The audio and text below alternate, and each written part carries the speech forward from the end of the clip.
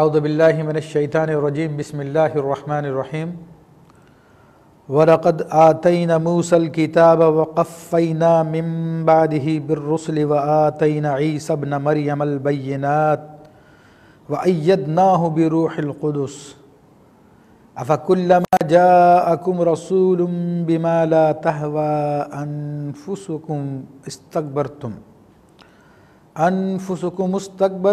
فَفَرِيقًا كَذَّبْتُمْ وَفَرِيقًا تَقْتُلُونَ صدق اللہ العظیم وصدق رسولہ النبی الکریم ونحن علی ذلک لمن الشاہدین والشاکرین والحمد للہ رب العالمین مولا صلی وسلم دائما ابدا علی حبیبک خیر الخلق کلہم۔ اس سے گزشتہ آیت میں ہم سورہ بقرہ کی ان آیتوں کا ذکر کر رہے تھے جن میں اللہ تبارک و تعالیٰ نے یہود کی کارستانیوں کو بیان فرمایا اور بتایا کہ یہ جو لوگ کتاب کے بعض حصے پہ ایمان رکھتے ہیں اور بعض حصے کا انکار کرتے ہیں ان کے لیے دنیا میں بھی ذلت و رسوائی ہے اور آخرت میں بھی ان کے لیے دردناک عذاب ہے، اور اللہ تبارک و تعالیٰ ان لوگوں کے کرتوتوں سے غافل نہیں ہے، اور ارشاد فرمایا کہ یہ وہ لوگ ہیں جنہوں نے اپنی دنیا کی زندگی کے بدلے میں آخرت کے بدلے میں دنیا کی زندگی لے لی ہے، یعنی ہماری دنیا صرف مزیدار رہے، تو ایسے لوگوں کے لیے آخرت میں بڑا شدید عذاب ہے، وَلَا هُمْ يُنصَرُونَ، اور ان کی کوئی مدد نہیں کی جائے گی، یعنی کوئی شفاعت ان کے کام نہیں آئے گی۔ پھر فرمایا کہ وَلَقَدْ آتَيْنَا مُوسَى الْكِتَابَ، اور بے شک ہم نے موسیٰ علیہ السلام کو کتاب عطا فرمائی، توریت عطا فرمائی، وَقَفَّيْنَا مِن بَعْدِهِ بِالرُّسُلِ، اور ہم نے ان کے پیچھے پے در پہ رسول بھیجے۔ یہاں پہ رسول عام ہے جو نبی کو بھی شامل ہے اور رسولوں کو بھی شامل ہے، تو سیدنا موسیٰ علیہ السلام کے بعد جو بالاتفاق رسول ہیں وہ سیدنا عیسیٰ علیہ السلام ہے، اس کے علاوہ دیگر انبیاء کرام تشریف لاتے رہے۔ اور یہاں پہ میں وضاحت کر دوں کہ چونکہ نبوت کا سلسلہ جاری تھا تو ایک رسول کے بعد جو دیگر انبیاء کرام آتے تھے وہ سارے کے سارے اسی رسول کی تعلیمات کو زندہ کرتے تھے، اور اسی تعلیمات میں جو بگاڑ پیدا ہو جاتا تھا وہ لوگوں تک صاف کر کے صحیح کر کے لوگوں تک پہنچاتے تھے۔ رسول اور نبی کا فرق یہ ہے کہ رسول صاحب کتاب ہوتے ہیں، اور جبکہ نبی جو ہے وہ عام طور پر ان پہ کتاب نہیں ہوتے بلکہ وہ اپنے سے گزشتہ رسول ہی کی کتاب کی تبلیغ کرتے ہیں۔ اب امت محمدیہ صلی اللہ علیہ وسلم میں چونکہ سلسلہ نبوت ہمارے پیارے نبی علیہ السلام پہ ختم ہو چکا ہے، لا نبی بعدی فرمایا جا چکا ہے کہ میرے بعد کوئی نبی نہیں ہے، تو اب یہ کام امت مسلمہ کے علماء کرتے ہیں۔ اس لیے حدیث شریف میں ان کے بارے میں آیا کہ ہر 100 سال بعد ایک مجدد ہوگا جو دین کی تعلیمات کی تجدید کرے گا۔ تو یہاں پر چونکہ رسولوں کے بعد انبیاء کا یہ کام تھا تو اللہ تبارک و تعالیٰ نے یہی بیان فرمایا کہ ہم نے موسیٰ علیہ السلام کے بعد پے در پہ انبیاء بھیجے۔ مفسرین لکھتے تقریباً 4000 انبیاء کرام تشریف لائے ہیں حضرت سیدنا موسیٰ علیہ السلام کے بعد، اور پھر خاص طور پہ اللہ نے ذکر فرمایا وَآتَيْنَا عِيسَى ابْنَ مَرْيَمَ الْبَيِّنَاتِ، اور ہم نے عیسیٰ بن مریم کو کھلی نشانیاں عطا فرمائیں۔ اب کھلی نشانیاں عطا فرمانے سے کیا مراد ہے؟ یا تو یہ کہ ان کو انجیل عطا فرمائی، وہ خود رسول تھے، یا یہ کہ اللہ تبارک و تعالیٰ نے جو ان کو معجزے عطا فرمائے، وہ معجزے بھی بہت حیرت انگیز معجزے تھے، مردوں کو زندہ کر دینا، مادرزاد اندھے کو درست کر دینا، کوڑیوں کو درست فرما دینا، پرندے کی مٹی کا پرندہ بنا کر اس میں دم کر کر پھونک مار کے اس کو اڑا دینا، یہ ساری کی ساری بیانات ہیں۔ فرمایا کہ وَأَيَّدْنَاهُ بِرُوحِ الْقُدُسِ، اور ہم نے ان کی مدد فرمائی روح القدس کے ذریعے۔ اب روح القدس سے کیا مراد ہے؟ مشہور قول تو یہ ہے کہ یہ سیدنا جبرائیل علیہ السلام ہے، تو بعض علماء نے یہ فرمایا کہ روح سے مراد وہ روح ہے جو اللہ تبارک و تعالیٰ نے سیدنا عیسیٰ علیہ السلام میں پھونکی تھی، وَنَفَخْتُ فِيهِ مِن روحی، کہ ہم نے اس میں اپنی روح میں سے پھونکا۔ تو اب یہاں پہ القدس جو ہے اس کا معنی ہوتا طاہر، طاہر کے معنوں میں ہے تو یعنی پاکیزہ روح ڈالی اللہ تبارک و تعالیٰ نے سیدنا عیسیٰ علیہ السلام پر، یا پھر اس سے مراد یہ ہے کہ اللہ نے فرمایا کہ روح القدس یعنی ہماری روح۔ اب یہاں پر اللہ تعالیٰ نے عیسیٰ علیہ السلام کی روح کو اپنی طرف نسبت فرمائی، تو یہ نسبت تشریفی کہلاتی ہے، جس طرح کہ خانہ کعبہ کے لیے بیت اللہ کا لفظ کہا جاتا ہے کہ اللہ کا گھر، حالانکہ اللہ گھر سے پاک ہے۔ اسی طرح سیدنا ہود علیہ السلام کی، صالح علیہ السلام کی اونٹنی کے بارے میں کہا جاتا ہے ناقۃ اللہ، اللہ کی اونٹنی، تو یہ سب کے سب تشریف کے لیے ہے، ان کی تعظیم کے لیے ہے، ان کی شان کو بیان کرنے کے لیے ہے۔ تو اسی طرح یہاں پر بھی سیدنا عیسیٰ علیہ السلام کی شان کو بیان کرنے کے لیے اللہ نے ان کی روح کو اپنی جانب نسبت فرمائی۔ تو بہرحال مشہور قول تو سیدنا جبریل امین علیہ السلام کا ہے، اور علماء نے لکھا کہ عیسیٰ علیہ السلام جب سے پیدا ہوئے تھے اس وقت سے جب تک اس دنیا میں ظاہری طور پہ آپ رہے 33 سال کی عمر تک، اس کے بعد آپ آسمان پہ اٹھا لیے گئے، تو ان تمام وقتوں میں حضرت جبریل امین علیہ السلام آپ کے ساتھ رہے، آپ کے ساتھ رہے، آپ کی معیت میں رہے۔ اور نبی علیہ السلام نے بھی اس بات کی طرف اشارہ فرمایا کہ جب بھی کوئی ابن آدم پیدا ہوتا ہے تو شیطان اس کو مس کرتا ہے، چھوتا ہے، سوائے حضرت مریم اور ان کے بیٹے عیسیٰ علیہ السلام کے، کہ شیطان نے ان کو نہیں چھوا تھا۔ کہ جبریل امین علیہ السلام ان کے ساتھ موجود تھے تو شیطان کیسے چھوتا؟ تو اللہ تبارک و تعالیٰ نے فرمایا کہ افکلما جاءکم رسول بما لا تہوی انفسکم استکبرتم، بس جب جب تمہاری طرف کوئی رسول آئے ایسی بات لے کر جس کو تمہارے نفس پسند نہیں کرتے تھے، تمہاری من بھائی بات نہیں تھی، تو تم نے تکبر کیا۔ اب رسولوں کے سامنے تکبر کرنا کفر ہے، یہ اللہ تبارک و تعالیٰ کی سخت نافرمانی ہے۔ یہ وہی نافرمانی ہے جو کہ ابلیس نے اللہ تبارک و تعالیٰ کے سامنے کی تھی، کیونکہ اس نے تکبر کیا تھا حضرت آدم علیہ السلام کے سامنے، اور یہی یہود نے کیا کہ اللہ کے نبیوں کا انکار کیا۔ فَفَرِيقًا كَذَّبْتُمْ وَفَرِيقًا تَقْتُلُونَ، تو انبیاء کے رسولوں کے ایک گروہ کو تو تم نے تکذیب کی اور دوسرے گروہ کو تم لوگ قتل کرتے ہو۔ اب بہت سارے انبیاء تھے جن کو یہود نے ماننے سے انکار کر دیا تھا، جیسا کہ سیدنا سلیمان علیہ السلام کا بھی ذکر آئے گا معاذ اللہ، ان کو ان لوگوں نے جادوگر قرار دیا نبی ماننے کے بجائے۔ اور بہت سارے انبیاء تھے جن میں حضرت یحییٰ علیہ السلام ہے، زکریا علیہ السلام ہے، تو ان کو ان لوگوں نے قتل کروایا۔ اور خود نبی کریم رؤوف الرحیم صلی اللہ تعالی علیہ وآلہ وسلم کے بارے میں بھی ان لوگوں نے یہی کوشش کی، یہاں تک کہ تاریخ کی کتابوں میں، سیرت کی کتابوں میں موجود ہے کہ جب نبی علیہ السلام کا وجود مسعود بنی اسماعیل میں ظاہر ہوا تو اس زمانے میں یہود نے باقاعدہ جماعتیں بھیجی آپ علیہ السلام کو بچپن میں شہید کرنے کی، یہاں تک کہ جب آپ نے اعلان نبوت فرمایا تو خیبر کی ایک عورت نے آپ علیہ السلام کی دعوت کی اور اس میں بکری کے گوشت میں زہر ملا دیا اور آپ علیہ السلام کو شہید کرنے کی کوشش کی۔ یہ نبی علیہ السلام کا معجزہ ہے کہ آپ علیہ السلام کو زہر کا اس وقت اثر نہ ہوا، جبکہ دیگر جو صحابہ کرام تھے وہ سب کے سب شہید ہو گئے تھے۔ جب نبی علیہ السلام نے اس یہودیہ کو بلا کے پوچھا کہ تم نے یہ حرکت کیوں کی، تو اس نے کہا کہ آپ کو کس نے بتایا؟ تو آپ نے فرمایا کہ خود بکری کے گوشت نے مجھے بتایا کہ مجھ میں زہر ملا دیا گیا ہے۔ تو وہ عورت کہنے لگی کہ میں نے یہ حرکت اس لیے کی تھی کہ اگر اللہ کے سچے نبی ہوں گے تو ان کو کوئی نقصان نہیں ہوگا، اور اگر جھوٹے ہوں گے تو ہماری جان چھوٹ جائے گی۔ لیکن نبی علیہ السلام نے اس پر درگزر سے کام لیا اور اس کو معاف کر دیا۔ تو اسی بات کی طرف اشارہ فرمایا کہ فَفَرِيقًا كَذَّبْتُمْ، ایک گروہ وہ ہے جس کا تم انکار کرتے ہو اور ایک گروہ وہ ہے کہ جن کو تم قتل کرتے ہو۔ وَقَالُوا قُلُوبُنَا غُلْفٌ،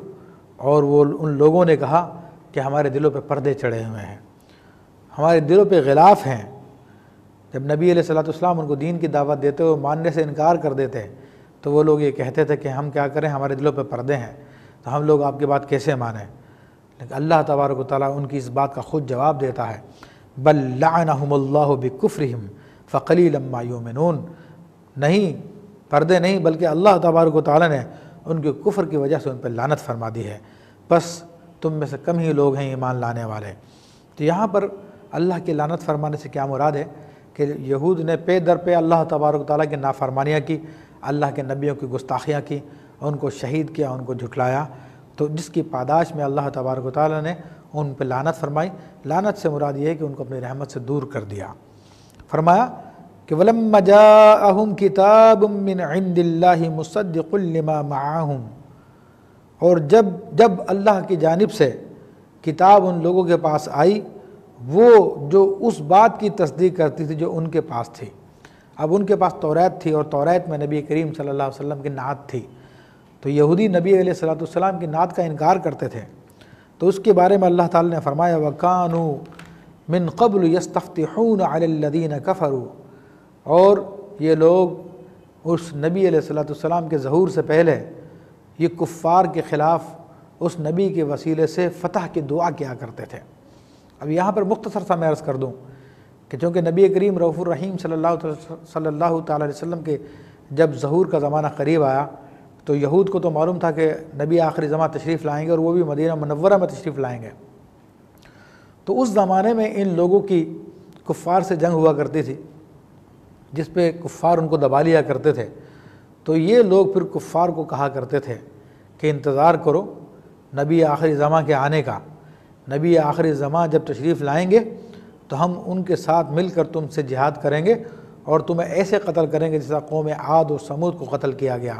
ارم والوں کو ختم کیا گیا، تو ہم لوگ بھی تم کو ختم کر دیں گے۔ اور جب ان کی کہیں جنگ ہوتی تھی تو وہ نبی آخری زماں محمد رسول اللہ صلی اللہ تعالیٰ علیہ وسلم کے وسیلے سے اللہ تبارک و تعالیٰ کی بارگاہ میں دعا کرتے تھے کہ رب کریم تو ان کے وسیلے سے ہمیں فتح عطا فرما دے، تو اللہ تبارک و تعالیٰ ان کو فتح عطا فرما دیا کرتا تھا۔ تو اللہ تبارک و تعالیٰ نے اسی بات کو ذکر فرمایا اور فرمایا کہ جب تمہارے پاس وہ آئیں، جو تمہاری کتاب ایسی کتاب آئی جو تمہاری اس بات کی تصدیق کرتی جو تمہارے پاس ہے، اور اسی طرح وہ نبی تشریف لائے کہ جن کے وسیلے سے تم ان کی آمد سے پہلے دعا کیا کرتے تھے کفار کے خلاف، فلما جاءہم ما عرفوا کفروا بہ، لیکن جب وہ ان کے پاس آئے جو جانے پہچانے تھے، وہ نبی علیہ الصلوۃ والسلام جن کو تم لوگ پہچانتے تھے اور کتنا پہچانتے تھے، اللہ تبارک و تعالیٰ نے قرآن مجید فرقان حمید میں اس بات کو بھی اگلی آیات میں بیان فرما دیا کہ یعرفونہم کما یعرفون ابناہم، کہ یہ اہل کتاب رسول اللہ صلی اللہ علیہ وسلم کو ایسا پہچانتے تھے کہ جس طرح کہ باپ اپنے اولاد کو پہچانتا ہے۔ تو وہ جانے پہچانے جب ان کے پاس تشریف لائے کفروا بہ، تو حسد و اناد کی وجہ سے انہوں نے رسول اللہ محمد رسول اللہ صلی اللہ علیہ وسلم کا انکار کر دیا کہ یہ بنی اسماعیل سے کیوں ہوئے، یہ بنی اسرائیل سے کیوں نہیں آئے۔ تو اللہ تبارک و تعالیٰ نے ان لوگوں کی اس حرکت پر ارشاد فرمایا فَلَعْنَةُ اللَّهِ عَلَى الْكَافِرِينَ، بس اللہ کی لعنت ہو کافرین پر،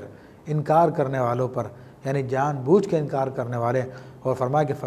بِئْسَ مَا اشْتَرَوْا بِهِ أَنفُسَهُمْ، تو ان لوگوں نے اپنی جانوں کو کتنے برے مول خریدا، کتنی بری قیمت میں خریدا، أَن يَكْفُرُوا بِمَا أَنزَلَ اللَّهُ، کہ وہ لوگ انکار کرتے ہیں اس چیز کا جو اللہ نے نازل فرمائی، بغیاً أن ينزل اللہ من فضلہ علی من یشاء من عبادہ، اس حسد سے کہ اللہ تبارک و تعالیٰ اپنے فضل سے اپنے بندوں میں سے جس پہ چاہے کیوں کر دیتا ہے، یہ فضل اپنے فضل سے اس نے نبوت بنی اسماعیل میں کیوں نازل کر دی ہے، تو یہ اللہ سے جلن کرتے ہیں، اللہ کا مقابلہ کرتے ہیں۔ تو ان لوگوں نے صرف اور صرف دنیا کے واسطے اللہ تبارک و تعالیٰ سے یہ مخاصمت مول لی اور دنیا کو خرید لیا۔ تو اللہ فرماتا ہے فَبَاءُوا بِغَضَبٍ عَلَىٰ غَضَبٍ، تو وہ لوگ غضب پر غضب کے سزاوار ہو گئے، یعنی پہلے گزشتہ انبیاء کے ساتھ گستاخی کر کے اللہ تعالیٰ کے عہد فرامین کو توڑ کر غضب کے شکار ہوئے، اور پھر محمد رسول اللہ صلی اللہ علیہ وسلم کا انکار کرنے کی وجہ سے غضب کا شکار ہوئے، تو فرمایا کہ غضب پر غضب کے سزاوار ہوئے۔ وَلِلْكَافِرِينَ عَذَابٌ مُّهِينٌ، اور کفار کے لیے بڑی ذلت کا عذاب ہے۔ تو یہاں پر مفسرین کرام فرماتے ہیں کہ یہ ذلت کا عذاب یہ کفار کے ساتھ خاص ہے، ان لوگوں کے ساتھ خاص ہے جنہوں نے رسول اللہ صلی اللہ علیہ وسلم کا انکار کیا، لیکن مومنین کے لیے جو عذاب ہے وہ اہانت والا عذاب نہیں ہے۔ کفار کو یہ عذاب سزا کے لیے دیا جاتا ہے، لیکن مومنین کو جو عذاب دیا جائے گا ان کے گناہوں کی وجہ سے، وہ ان کو گناہوں سے پاک کرنے کے لیے دیا جائے گا۔ فرمائے کہ وَإِذَا قِيلَ لَهُمْ آمِنُوا بِمَا أَنزَلَ اللَّهُ، جب ان سے کہا جائے کہ تم ایمان لیا اس پر جو اللہ نے نازل فرمایا، قَالُوا نُؤْمِنُ بِمَا أُنزِلَ عَلَيْنَا،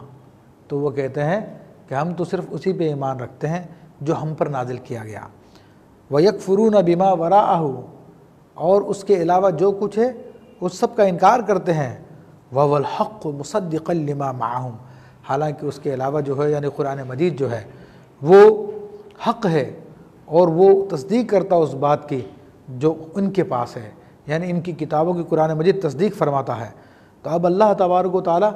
اپنے حبیب علیہ الصلوۃ والسلام کی زبانی ان لوگوں کو مسکت جواب دیتا ہے، ان لوگوں کو ساکت و صامت فرماتا ہے، ان کی زبانوں کو بند فرماتا ہے، اور فرماتا ہے قل، اے حبیب صلی اللہ علیہ وسلم آپ ان کفار سے فرما دیجئے، ان یہود سے فرما دیجئے فَلِمَا تَقْتُلُونَ أَنْبِيَاءَ اللَّهِ مِنْ قَبْلُ إِن كُنْتُم مُؤْمِنِينَ، تو اگر تم صرف اپنی کتابوں پہ ایمان رکھتے ہو، اپنی توریت پہ ایمان رکھتے ہو، تو پھر تم نبیوں کو کیوں قتل کرتے ہو اس سے پہلے؟ یعنی اس سے پہلے نبیوں کو کیوں قتل کیا کرتے تھے اگر تم واقعی اپنی کتاب کو مانتے ہو؟ تو یہاں پر اللہ تبارک و تعالیٰ نے اس بات کو بیان فرما دیا کہ تم اپنی کتاب کو بھی نہیں مانتے، کیونکہ اگر تم اپنی کتاب کو مانتے تو اللہ تبارک و تعالیٰ نے آنے والے نبیوں کے بارے میں بیان فرمایا، خاص طور پہ محمد رسول اللہ صلی اللہ علیہ وسلم کی تو پوری کی پوری نعتیں تورات میں بیان فرمائی، ان کی علامتیں بیان فرمائی۔ تو اگر تم اپنی کتابوں کو بھی مانتے تو پھر بعد والے انبیاء پہ ایمان لے کے آتے، نہ کہ ان کو قتل کرتے، حضور اکرم صلی اللہ علیہ وسلم پہ ایمان لے کے آتے، نہ کہ ان کی مخالفت کرتے۔ پھر اللہ تبارک و تعالیٰ نے مزید ان کی نافرمانی بیان فرمائی کہ تم اپنی کتاب کو بھی نہیں مانتے۔ وَلَقَدْ جَاءَكُمْ مُوسَىٰ بِالْبَيِّنَاتِ، اور بے شک موسیٰ علیہ السلام تمہارے پاس روشن نشانیوں کے ساتھ آئے۔ موسیٰ علیہ السلام کے پاس 9 معجزات تھے جو حیران کن تھے۔ ثُمَّ اتَّخَذْتُمُ الْعِجْلَ، موسیٰ علیہ السلام کے روشن معجزات دیکھنے کے باوجود تم نے پھر بچڑے کی پوجا کرنا شروع کر دی، من بعدہ، ان کے کوہ طور پہ چلے جانے کے بعد، وَأَنْتُمْ ظَالِمُونَ، اور بلا شبہ تم لوگ ظلم کرنے والے تھے۔ فرمایا کہ وَإِذْ أَخَذْنَا مِيثَاقَكُمْ، اور یاد کرو اس وقت کو کہ جب ہم نے تم سے عہد لیا تھا، وَرَفَعْنَا فَوْقَكُمُ الطُّورَ، اور ہم نے طور پہاڑ کو تمہارے اوپر معلق کر دیا تھا۔ سیدنا جبریل امین نے وہ پہاڑ ان کے اوپر اٹھا کے سامنے کر دیا تھا، اور فرمایا تھا خُذُوا مَا آتَيْنَاكُمْ بِقُوَّةٍ وَاسْمَعُوا، لو اسے طاقت کے ساتھ اور توجہ سے سنو۔ تو یہاں پر اللہ تبارک تعالیٰ نے ان سے وہ عہد بھی یاد دلا دیا۔ وَقَالُوا سَمِعْنَا، اس وقت ان لوگوں نے کہا تھا کہ ہم نے سن لیا ہے رب کریم جو تو ارشاد فرما رہا ہے، وَعَصَيْنَا، مگر ہم نے نافرمانی کی۔ اب ان کا یہ کہنا زبان سے تھا یا پھر ان کے دل میں یہ بات تھی، دونوں کا معنوں کا احتمال پایا جاتا ہے کہ زبانی طور پہ تو انہوں نے سمعنا کہہ دیا لیکن دل میں انہوں نے کہا کہ ہم انکار کرتے ہیں، یا پھر یہ کہ ان لوگوں کی چالاکیاں یہ تھی کہ لفظوں سے کھیلتے تھے، تو کہتے تھے کہ سمعنا و اطعنا، اطعنا کے بجائے عصینا کہہ دیا، یعنی ملتا جلتا لفظ، تاکہ سامنے والے کو دھوکہ ہو جائے۔ جب سامنے والا اگر سنے اس نے صحیح بات سن لی تو اس سے کہتے ہیں کہ اپنے کانوں کا میل صاف کراؤ، ہم نے تو عصینا نہیں اطعنا کہا تھا۔ تو اللہ تعالیٰ نے ان کی اس بات کی طرف اشارہ فرما دیا، اور پھر مزید فرمایا ان کی نافرمانیوں کے بارے میں کہ تم کہتے ہو کہ ہم اپنی کتاب پہ ایمان رکھتے ہیں، وَأُشْرِبُوا فِي قُلُوبِهِمُ الْعِجْلَ بِكُفْرِهِمْ، تو ان کے کفر کی وجہ سے ان کے دلوں میں بچھڑے کی محبت رچ بس گئی تھی، کفر کی محبت رچ بس گئی تھی۔ فرمایا قُلْ بِئْسَ مَا يَأْمُرُكُمْ بِهِ ایمانُكُمْ، تم ایمان کے دعوے دار ہو۔ آپ فرما دیے حبیب صلی اللہ تعالیٰ علیہ وسلم، تمہارا ایمان تو بہت بری بات کا حکم دیتا ہے، ان کنتم مومنین، اگر تم واقعی مومنین ہو، یعنی تم لوگ انبیاء کو قتل کرتے ہو، تم لوگ بچڑے کی پوجا کرتے ہو، تم لوگ اللہ کے فرمان کو سن کے کہتے ہو کہ ہم نے سنا اور ہم نے انکار کیا۔ اگر واقعی تم ایمان والے ہو تو پھر ایمان تو اس بات کا نہیں کہتا، ایمان تو کہتا ہے کہ تسلیم کرو، مان لو، لیکن تمہارا ایمان بڑا عجیب ہے کہ تم یہ باتیں سن کر ایمان کا دعویٰ کرتے ہو، انکار بھی کرتے ہو۔ تو اللہ تبارک و تعالیٰ نے ان کی اس حالت کو بیان فرمایا، اور پھر مزید ارشاد فرمایا قُلْ إِن كَانَتْ لَكُمُ الدَّارُ الْآخِرَةُ عِنْدَ اللَّهِ خَالِصَةً، اے حبیب علیہ السلام آپ ان سے فرما دیجئے کہ اگر خالصتاً آخرت کا گھر تمہارے لیے خاص ہے، یعنی آخرت کی زندگی میں کامیابی صرف تم ہی ہے۔ بات یہ کہ یہودی دعویٰ کیا کرتے تھے اور کہا کرتے تھے کہ آخرت تو ہمارے لیے ہے، جنت کے وارث تو ہم ہی لوگ ہیں، ہمارے سوا کوئی جنت کا مستحق نہیں ہے۔ تو اللہ تبارک و تعالیٰ نے ان امانی کا، جن کا پیچھے ذکر آیا، ان جھوٹے خیالات کا رد فرمایا اور ان کو چیلنج کروایا اپنے حبیب علیہ السلام کی زبان سے کہ آپ فرما دیجئے کہ اگر تم یہ کہتے ہو کہ اللہ کے پاس آخرت صرف تمہارے ہی لیے ہے، تم ہی آخرت کے حقدار ہو، من دون الناس، دیگر تمام لوگوں کے مقابلے میں، فتمنوا الموت، تو تم پھر موت کی تمنا کرو، ان کنتم صادقین، اگر تم سچے ہو۔ تو یہاں پر اللہ تبارک و تعالیٰ نے ان کو موت کی تمنا کرنے کا حکم دیا۔ اب موت کی تمنا کرنا یہ ایک عجیب معاملہ ہے کہ یہودی چونکہ اپنے آپ کو اللہ کا محبوب کہتے تھے، معاذ اللہ احب اللہ کہتے تھے، ابناء اللہ کہتے تھے، اور کہتے تھے کہ آخرت کی سلطنت کے ہم ہی وارث ہیں، تو پھر آخرت تو بڑی عیش کی جگہ ہے، بڑے آرام کی جگہ ہے، نعمتوں سے بھری ہوئی ہے، تو دنیا کی زندگی میں تو تکالیف بھی ہوتی ہیں، پریشانیاں بھی ہوتی ہیں،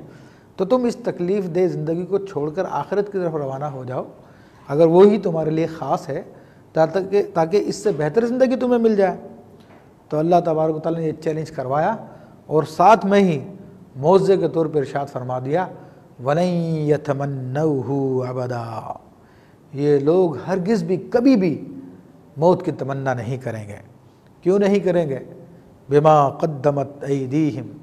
اپنے کرتوتوں کی وجہ سے، اپنے بدعمالیوں کی وجہ سے۔ یہ لوگ جانتے ہیں کہ ہماری بدعمالیوں کی وجہ سے ہم جہنم کے مستحق ہیں، جہنم ہماری مشتاق ہے، ہم مرتے ہی جہنم میں داخل ہو جائیں گے، اس لیے کبھی بھی تمنا نہیں کریں گے مرنے کی۔ یہاں پر اللہ تبارک و تعالیٰ نے ولی کا معیار بھی بیان فرما دیا۔ سیدنا امام ابو الحسن الشاذلی رحمۃ اللہ تعالیٰ علیہ فرماتے ہیں کہ ولی وہ ہوتا ہے جو موت کو دوست رکھتا ہے، کیونکہ اللہ تبارک و تعالیٰ نے یہود سے یہی فرمایا، سورہ جمعہ میں فرمایا قُلْ يَا أَيُّهَا الَّذِينَ هَادُوا إِن زَعَمْتُمْ أَنَّكُمْ أَوْلِيَاءُ اللَّهِ مِن دُونِ النَّاسِ فَتَمَنَّوُا الْمَوْتَ، اے یہودیو اگر تم سمجھتے ہو کہ تم اللہ کے سوا دیگر تمام لوگوں کے سوا اللہ کے دوست ہو تو پھر موت کی تمنا کرو۔ تو اگر اللہ کا دوست ہوتا تو موت کی تمنا کرتا ہے، اس کو پتا کہ میرے رب کے یہاں پہ میرے لیے بڑے عظیم عظیم انعامات ہیں، راحت و سکون ہے، دنیا کی کوئی تکلیف نہیں ہے، تو مومن موت کے لیے تیار رہتا ہے۔ اس لیے فرمایا کہ الموت تحفۃ المومن، کہ موت مومن کے لیے تحفہ ہے۔ الموت ریحانۃ المومن، موت مومن کا پھول ہے۔ بزرگان دین فرماتے ہیں کہ الموت جسر یوصل الحبیب الی الحبیب، کہ موت ایک پل ہے جس پہ جو محبوب کو محبوب سے ملا دیتا ہے۔ تو اب چونکہ یہودی جھوٹے تھے، ان کے سارے دعوے کاذب تھے، تو اللہ تبارک تعالیٰ نے ان سے موت کی تمنا کرنے کے لیے کہا، تو کسی یہودی نے اس دن موت کی تمنا نہیں کی۔ نبی کریم صلی اللہ علیہ وسلم ارشاد فرماتے ہیں کہ اگر یہودی اس دن موت کی تمنا کر لیتے جب ان کو چیلنج کیا گیا، تو روئے زمین پر کوئی یہودی زندہ نہیں بچتا۔ تو اللہ تبارک و تعالیٰ نے فرمایا کہ واللہ علیم بالظالمین، اور بے شک اللہ تبارک و تعالیٰ ظلم کرنے والوں کو جانتا ہے۔ پھر فرمایا کہ وَلَا تَجِدَنَّهُمْ أَحْرَصَ النَّاسِ عَلَىٰ حَيَاةٍ، کہ آپ بے شک آپ ضرور پائیں گے ان لوگوں کو زندگی پر سب سے زیادہ حرص کرنے والا، یعنی زندگی کی سب سے زیادہ تمنا رکھنے والے یہی لوگ ہوں گے جو زندگی سے بہت زیادہ پیار کرتے ہیں، بہت زیادہ محبت کرتے ہیں۔ پہلے تو انہیں موت کا چیلنج دلوایا گیا، اور پھر یہ بھی بتا دیا کہ لوگ کبھی بھی موت کے لیے تیار نہیں ہوں گے۔ پھر مزید ان پہ طنز کیا، ان پہ طعنہ فرمایا اللہ تبارک و تعالیٰ نے کہ لوگوں میں سب سے زیادہ زندگی سے محبت کرنے والے یہی لوگ ہیں۔ اب دیکھیے یہ قرآن کا معجزہ ہے کہ انہیں موت کا چیلنج کیا گیا، وہ قرآن کو جھوٹا ثابت کرنے کے لیے وہ چیلنج کو قبول کر لیتے اور موت کی تمنا کر لیتے، مگر قرآن کی حقانیت سچائی ہے کہ یہودیوں میں سے کسی نے بھی موت کی تمنا نہیں کی۔ اب اللہ تبارک و تعالیٰ ان کی اصل کو بیان فرماتا ہے کہ یہ لوگ دنیا کی زندگی پر مٹے ہوئے ہیں، مرے ہوئے ہیں، دنیا کے عاشق ہیں، تو اس لیے زندگی سے بڑا پیار کرتے ہیں۔ جبکہ مومن کے بارے میں نے ذکر کیا کہ وہ موت کا مشتاق ہوتا ہے، موت سے محبت کرتا ہے، کہ وہ پل ہے جو محبوب کو محبوب سے ملا دیتا ہے۔ پھر مزید ان کی حالت کو بیان فرمایا کہ یہ زندگی سے کتنی محبت کرتے ہیں۔ وَمِنَ الَّذِينَ أَشْرَكُوا، اور ان لوگوں سے زیادہ بھی موت سے محبت رکھتے ہیں جو لوگ شرک کرتے ہیں۔ تو کفار چونکہ وہ تو آخرت کے قائل بھی نہیں، تو وہ دنیا کی زندگی ہی کو سب کچھ سمجھتے ہیں، تو موت سے وہ نہایت گھبراتے ہیں۔ لیکن یہود باوجود کہ اپنے آپ کو اہل کتاب کہتے ہیں، آخرت پہ ایمان رکھتے ہیں، مگر یہ دنیا کی محبت میں، زندگی کی محبت میں یہ ان لوگوں سے بھی آگے ہیں۔ پھر بعض مفسرین نے لکھا کہ یہ خاص طور پہ مجوس کی طرف اشارہ کیا گیا، کیونکہ مجوسیوں میں یہ ہے کہ جب آپس میں ملتے ہیں تو وہ تحیت میں کہتے ہیں زی 1000 سال، کہ تم ہزار سال جیتے رہو۔ تو اللہ تبارک و تعالیٰ نے انہی کفار کی طرف اشارہ فرمایا کہ یہ مجوسیت سے بھی زیادہ بڑھ کے زندگی سے پیار کرنے والے ہیں۔ یود احدہم لو یعمر 1000 سنہ، ان میں سے ہر ایک یہ خواہش کرتا ہے کہ اس کو 1000 سال کی زندگی دے دی جائے، وہ 1000 سال تک جیتا رہے، مگر ان کا یہ تمنا کرنا کسی کام کا نہیں ہے۔ ارشاد فرمایا وما ہوا بمزحزہ من العذاب ان یعمر، کہ یہ 1000 سال کی زندگی مل جانا بھی ان سے عذاب الہی کو دور نہیں کرے گا۔ اب یہاں پر ایک بات قاضی ثناء اللہ پانی پتی رحمۃ اللہ نے ایک اعتراض اٹھایا، اور یہ اعتراض بیان فرمایا کہ اگر کوئی کہے کہ جب دنیا کی زندگی میں 1000 سال اس کو مل گئے تو یقیناً 1000 سال وہ موت سے دور، جہنم کے عذاب سے دور ہو گیا۔ تو یہ فرمانا کہ یہ تمنا کرنا اور 1000 سال کی زندگی مل جانا ان کے عذاب کو دور نہیں کرتا، تو اس کا کیا معنی ہے؟ تو آپ فرماتے ہیں کہ اس کا معنی بالکل واضح ہے کہ یہ دنیا کی زندگی اگرچہ کہ لاکھوں سالوں کی ہو مگر آخرت کے مقابلے میں ایک لمحے کی حیثیت بھی نہیں رکھتی ہے، تو اس لیے 1000 سال مل جانے سے ان سے وہ جہنم کا عذاب کو دور نہیں ہوگا۔ فرمایا کہ واللہ بصیر بما یعملون، اور اللہ تبارک و تعالیٰ جانتا ہے، دیکھتا ہے ان تمام معاملات کو جو لوگ کر رہے ہیں، ان کے تمام حرکتوں پہ رب کریم کی نظر ہے۔ یہود یہ نہ سمجھیں کہ ہم لوگ اللہ تعالیٰ سے چھپ کے یہ سارے کے سارے کام کر رہے ہیں اور ہمیں اس کی کوئی پکڑ نہیں ہوگی۔ اللہ تبارک و تعالیٰ کے یہاں پہ ہر چیز ریکارڈ ہے۔ اللہ تبارک و تعالیٰ بروز قیامت سب چیزوں کو پیش فرما دے گا۔ تو اب یہ ساری کی ساری تہدید کی جا رہی ہے، یہود کو زجر و توبیخ کی جا رہی ہے، صرف اسی لیے کہ وہ اللہ کے محبوب صلی اللہ تعالیٰ علیہ وسلم پہ ایمان لے آئیں۔ انشاءاللہ تبارک و تعالیٰ اگلی آیات کے بارے میں اگلے درس میں گفتگو کی جائے گی۔ وآخر دعوانا ان الحمد للہ رب العالمین۔